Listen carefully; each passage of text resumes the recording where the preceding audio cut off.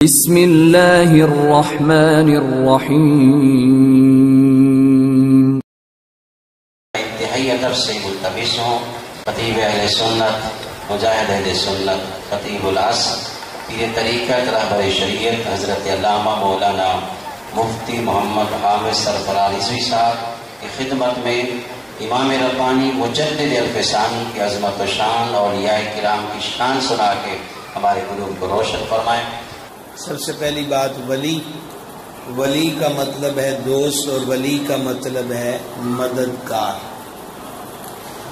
ولی قرآن پاک میں اللہ کے دوستوں کو بھی کہا گیا، اور ولی کا لفظ قرآن پاک میں اللہ تعالیٰ کی ذات کے لیے بھی ذکر ہوا۔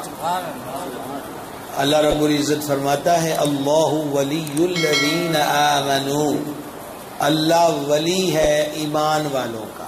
اس کا مطلب کیا ہوا کہ اللہ تعالی مددگار ہے ایمان والوں کا۔ آگے جو مضمون ہے وہ بھی اسی چیز کی وضاحت کرتا ہے۔ اور اسی طرح ولی کا لفظ جو ہے وہ اللہ تعالی کے دوستوں کے لیے بمعنی دوست بھی ذکر ہوا۔ یہ مشہور آیت ہے جو پڑھی جاتی ہے، الا ان اولیاء اللہ، بس یہی ہم رک جائیں، الا خبردار، ان بے شک، اولیاء، اب اولیاء جو ہے یہ ولی کی جمع ہے، اولیاء، خبردار بے شک جو اللہ کے اولیاء ہیں، یعنی جو اللہ کے ولی ہیں، یعنی جو اللہ کے دوست ہیں۔ تو ولی کا معنی دوست اور ولی کا معنی مددگار۔ اللہ الا ان اولیاء اللہ لا خوف علیہم ولا هم یحزنون، خبردار بے شک جو اللہ کے دوست ہیں ان کو خوف بھی کوئی نہیں اور غم بھی کوئی نہیں۔ اب قابل توجہ بات یہ ہے کہ ولی بنتا کیسے ہے؟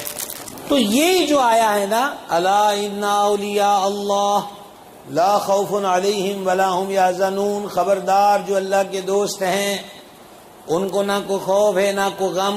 اس کے ساتھ ہی اللہ نے نشانی بیان کی، الذین آمنوا وکانوا یتقون، ولی کون ہے؟ وہ ایمان والا ہوتا ہے اور تقوی والا ہوتا ہے۔ پہلی چیز سے یہ معلوم ہوا کہ کوئی مخصوص کپڑے، مخصوص گیٹ اپ، مخصوص حال حلیہ، کوئی لمبے چوڑے بال، کو 15-20 انگوٹھیاں، کو 8-10 کڑے، کو رنگ برنگے چوغے پہننا ولایت نہیں ہے۔ جس کا ولی بنتا ہے وہ رب فرماتا ہے الذین آمنوا، ٹھیک ہے۔ اب ہمارے یہاں کیا ہوتا ہے، سندھ کے مضافات میں اور پنجاب کے مضافات میں لوگ محبت والے ہیں، سادہ مزاج ہیں، تیزی تراری نہیں ہے، لیکن آگے جو روپ دھارنے والے ہیں نا، انہوں نے اس محبت کا نجائز فائدہ اٹھایا۔